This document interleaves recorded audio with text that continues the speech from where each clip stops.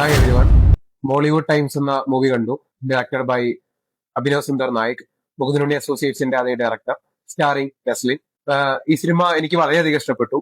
പ്രത്യേകിച്ച് നിങ്ങളൊരു സിനിമ ആസ്വാദകനാണെങ്കിൽ, അല്ലെങ്കിൽ സിനിമയാണ് നിങ്ങൾ ചെറുപ്പം മുതലേ സ്വപ്നം കാണുന്ന ഒരാളാണെങ്കിൽ, നിങ്ങൾക്ക് എന്തായാലും തീർച്ചയായും ഈ സിനിമ ഇഷ്ടപ്പെടും.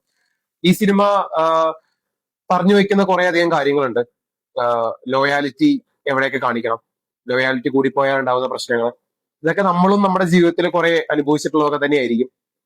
അപ്പോൾ അത്തരം കാര്യങ്ങളൊക്കെ വിനീത് മാധവൻ എന്ന കഥാപാത്രത്തിലൂടെ ഒരു സിനിമാ മോഹി, അതായത് ഒരു മനോജ് നൈറ്റ് ശ്യാമളിനെ പോലുള്ള ലെജൻസിനെയൊക്കെ ഇൻസ്പയർഡ് ആയിക്കൊണ്ട് ജീവിതത്തിൽ എവിടെയെങ്കിലും എത്തണം, ഒരു ഫിലിം മേക്കർ ആവണം എന്നുള്ള സ്വപ്നത്തിൽ നടക്കുന്ന വിനീത് മാധവൻ എന്ന ക്യാരക്ടർ പുള്ളിയിലൂടെ കുറെ കാര്യങ്ങൾ അവതരിപ്പിക്കുന്നുണ്ട്.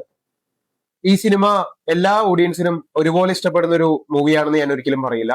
പക്ഷെ കൂടുതൽ ഒരു 90% ഓഫ് ആളുകൾക്കും ഈ സിനിമ തീർച്ചയായും ഇഷ്ടപ്പെടും. അതിന്റെ കൂട്ടത്തിൽ നിങ്ങളൊരു സിനിമാ മോഹിയായിരുന്നു, നിങ്ങളുടെ സ്വപ്നം അതായിരുന്നു, എന്നാൽ നടന്നു പോയില്ല എന്നുള്ള ഒരു സാഹചര്യത്തിൽ നിന്നൊക്കെ വരുന്ന ആളുകൾക്ക് തീർച്ചയായും ഈ സിനിമ നല്ല രീതിയിൽ കണക്ട് ആവും. ഇതൊക്കെ പറയുന്നത് നിങ്ങൾ വിചാരിക്കും ഈ സിനിമ വലിയൊരു ഇമോഷണൽ മൂവിയാണെന്ന്. ഒരിക്കലും അല്ല.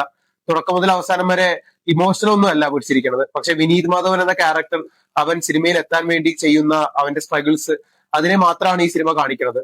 വിനീത് മാധവൻ എന്ന് പറയുന്ന വളരെയധികം ലോയാലിറ്റി ഉള്ള ഒരു പേഴ്സൺ.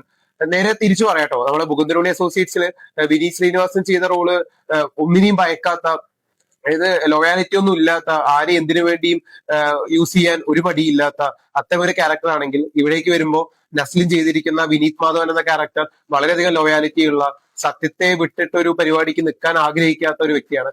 അതുകൊണ്ട് തന്നെ പുള്ളിക്ക് ഉണ്ടാവുന്ന പ്രശ്നങ്ങൾ, എത്ര ശ്രമിച്ചിട്ടും എത്ര സ്ട്രഗിൾ ചെയ്തിട്ടും എത്ര ഹാർഡ് വർക്ക് ചെയ്തിട്ടും എവിടെ എത്തിപ്പെടാൻ പറ്റാത്ത അവസ്ഥ, അതൊക്കെ നമുക്കും കുറെയൊക്കെ റിലേറ്റ് ചെയ്യാൻ പറ്റുന്ന ഒരു സംഭവമാണ്. അതിപ്പോ നമ്മളൊക്കെയും ജീവിതത്തിൽ പല രീതിയിലുള്ള സ്ട്രഗിൾസ് അനുഭവിക്കുന്നവരാണ്. അതുകൊണ്ട് തന്നെ നമുക്കൊക്കെ ഏതെങ്കിലും ഒരു പോയിന്റിൽ വിനീത് മാധവൻ എന്ന ക്യാരക്ടറുമായിട്ട് വളരെയധികം കണക്ട് ആവാനുള്ള ചാൻസസ് ഏറെയാണ്. അതുകൊണ്ട് നിങ്ങൾ എല്ലാവരും സിനിമ കണ്ടു നോക്കുക. എനിക്ക് വളരെയധികം ഇഷ്ടപ്പെട്ടു. ഇതിന്റെ മേക്കപ്പ് ആയിക്കോട്ടെ, കോസ്റ്റ്യൂം എല്ലാം വളരെ അടിപൊളിയാണ്.